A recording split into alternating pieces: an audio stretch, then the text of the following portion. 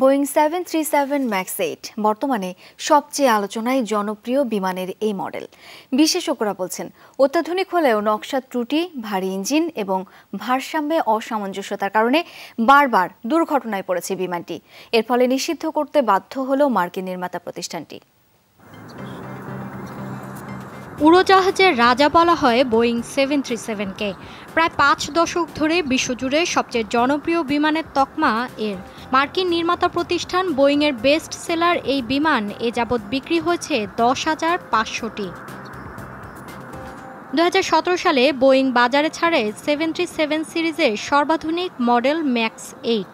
তবে উড্ডয়ন শুরুর 2 বছরের মধ্যে বড় দুটি দুর্ঘটনায় প্রশ্ন উঠে বিমানটির প্রযুক্তিগত সক্ষমতা নিয়ে।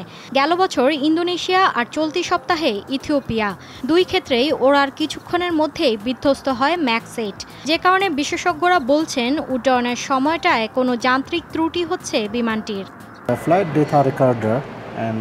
প্রাথমিক তথ্যে স্পষ্ট, উড্ডয়নের মুহূর্তে স্থিতিশীল ছিল না বিমানের গতি।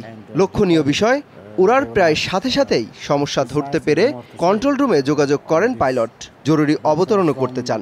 একই বিষয় ঘটেছিল লায়ন এয়ারের বিমানটির সাথেও, দুটি ক্ষেত্রেই নিয়ন্ত্রণ হারান পাইলট। ম্যাক্স 8-এর জনপ্রিয়তার মূল কারণ এর জ্বালানি সাশ্রয়ী বৈশিষ্ট্য, কিন্তু এ কারণে মডেলটির ইঞ্জিন সাধারণ 737-এর তুলনায় ভারী। বিশ্লেষকদের ধারণা বিপত্তিটা সেখানেই। ভারী ইঞ্জিনের কারণে ওজনের ভারসাম্য নিয়ে তৈরি হয় সমস্যা। ম্যাক্স 8-এর সফটওয়্যার ও ম্যানুয়াল নিয়ন্ত্রণ নেওয়ার প্রক্রিয়াটিও জটিল।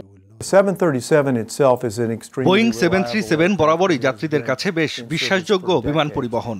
যখনই এর নতুন মডেল আসে, ইঞ্জিন ও জ্বালানি সাশ্রয়ে পরিবর্তন আনা হয়, কিন্তু ওজনের কারণে অনেক সময় ভারসাম্য বজায় রাখা কঠিন হয়, যা ঘটেছে ম্যাক্স 8 মডেলের সাথে।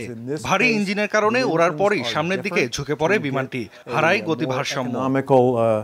দুই দুর্ঘটনায় 3 শতাধিক মানুষের মৃত্যু আর পৃথিবী জুড়ে নিষিদ্ধের পর প্রশ্ন উঠেছে নিরাপত্তা ত্রুটি নিয়ে কিভাবে অনুমোদন পেল ম্যাক্স 8। সংকটে পড়েছে বোয়িংয়ের ভাবমূর্তিও।